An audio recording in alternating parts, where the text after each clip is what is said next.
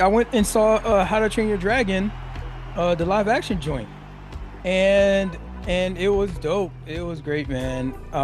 The original animation is one of my favorite animated joints. I think that when was that? Was that 2010? When did this thing come out? Was it 2010? How to Train Your Dragon, 2010.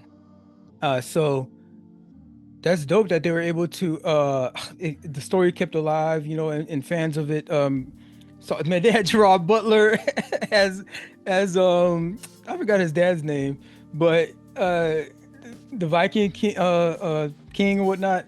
And it's such a I mean, he did the voice for the animated joint anyways. And so he was man, it's like somebody wrote a whole script around this guy and just like although it goes into Hiccup's story, not him specifically, but I can see a prequel, especially with him not seeing, maybe back when his wife was alive, when Hiccup's mom was alive.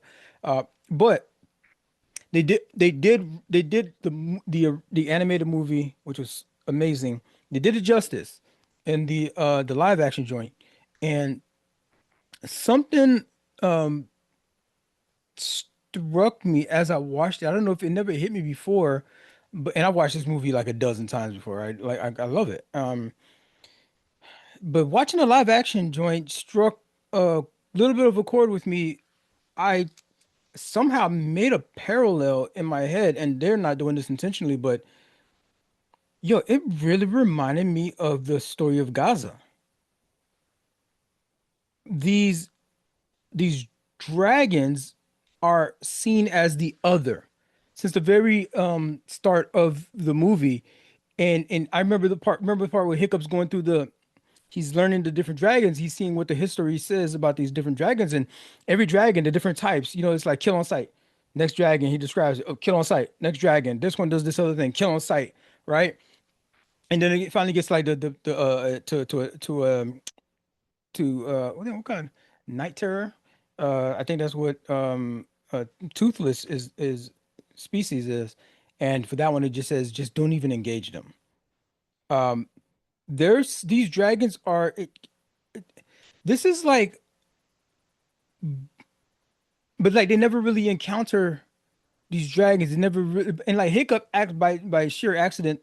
He ends up discovering, he puts himself in a situation. He's one on one with this dragon, and they form a relationship. And he's like, wait a minute, these dragons ain't that bad. Once I got to know them, and so it's like it's the same story of how like the split between Israel and Gaza and the people of Gaza and the Palestinians there. Um, they see each other as the other, right? And particularly where like it's like the Vikings, these Vikings landed on this spot by happen chance, like the history of it, and in the story by happen chance, and this was dragon territory. This is just where, and like it's kind of like the way we encroach on like um where nature begins and like civilization ends kind of thing, and we just keep creeping further and further, right? This is the story of what's happening in the West Bank actually. Um, This is culturally but it's inappropriate. like This is culturally once inappropriate. he had that realization, he had to change his paradigm.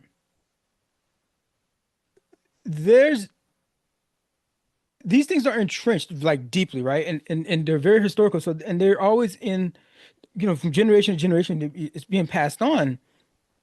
And I remember one line in the movie where Astrid, this is Hiccup's girlfriend, potentially they kiss at the end. So yeah, I don't know how Vikings do it, the exact courtship thing, but um when earlier on when she's like very skeptical of what Hiccup is up to, and just like she's just like towing the family line, towing the party line, if you will, and she is like she says she's like Maybe they're not stops him as at one bad point, as just we like think drops they a are. mic on him, and just like In case you forgot, our parents' war is about to become ours.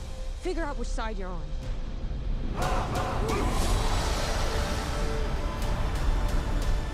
They've killed hundreds of us! And we've killed thousands of them! Toothless, no! She's a friend! You all need to see this. Go I'm watch the not movie one if of you them. haven't seen it. Um, I had I had a conversation with somebody. Um, it did not end up being an argument.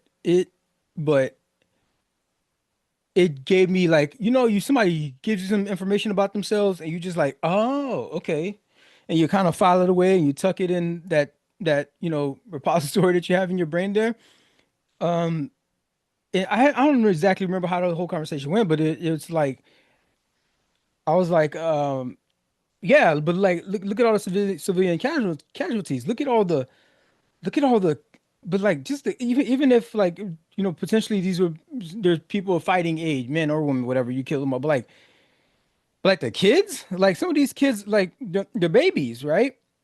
And she said in response to that, they're just future terrorists. Straight face. Well, they're just future terrorists, and just kind of like God sort them out. Oh my God. Needless to say, I mean, that and amongst other things, I no longer have a relationship with this person, but like that one stuck with me, and I'm like, oh wow, you're not even like where's your humanity, right? Um, Hiccup ends up he ends up losing a part of his leg. And Toothless is already maimed. She's missing like he's missing like I don't know the term is he. They just called him he. But um Toothless is maimed. Is missing part of it's like I guess that would be the rudder or the back tail. A piece of the tail. So like, they kind of turns out they need each other to fly to move around. Well, there's a whole conversation about ableism and all that stuff happening there too, and like not even seeing it as like an issue. It's like it's promoted by one of the okay, that's a tangent, but it's like it's dope that they even was able to tuck that in there. This movie is so good and so meaningful. You guys should definitely watch it. Favorite animated, one of my favorite, top two or three, and they end up needing each other. It's because like now this combination of this youth that is like bucking the trauma, and this dragon given an opportunity to show up as its true self, and and they get to know each other. They end up trusting each other more. The dragon has to build trust for Hiccup. Hiccup has to build trust for Toothless. And that even like, that arc is even explored, when just learning to fly, right? And just like properly for them not crashing and stuff. Um, the civilian casualty thing is that it's this is this is this is Hiccup who is trying to actually make peace. He's trying to have trying to like find a bridge to the future, and he ends up suffering the freaking getting part of his leg missing. So I mean, it also goes to show you that I mean, there's a lot of humanitarians in this thing that have died. A lot of medical personnel, a lot of just like food delivery people that have died just trying to help the situation, like help the helpers. We're not talking about these bombing and all this like um all of that like it's not really like, oh, we're gonna give you the aid, but like we're just like doing it, we're gonna grit and bear it and give you the minimum, malintentioned, and then you like snipe people that are trying to get the aid that you say, hey, come on over and get it. um the civilian casualty for people that are trying to find a way and a route towards peace. It's unfortunately the destination is paved with bodies of helpers, and it sucks, but peace unfortunately doesn't just happen without a cost. the toll of war is borne by civilians, military people, of all stripes, but it is very the stuff that's happening in Gaza though is probably top top two or three It's or culturally inappropriate. top two maybe civilian casualty. I'm talking about like pound for pound.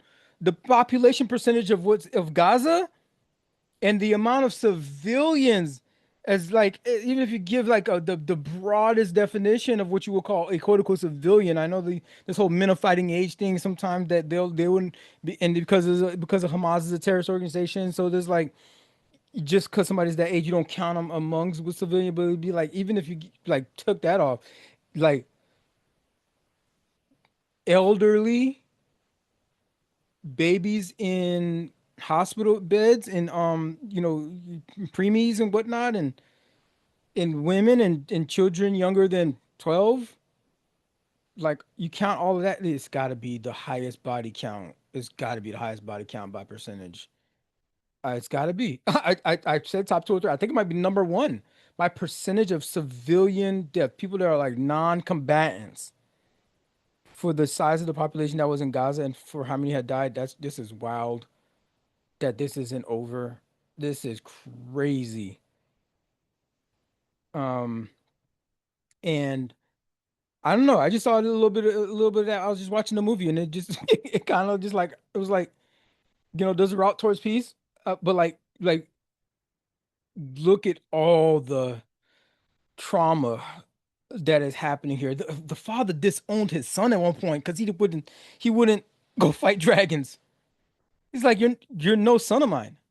Disowned him that much because like, no, you're gonna get this generational trauma. He had to like lose his dad figuratively in that situation. And his dad's blindness took him to go fight the biggest dragon of them all. And they were like, oh no, I'm losing I'm losing my humanity here, and I'm not equipped to even fight that battle. He's not even equipped. Doesn't have the words.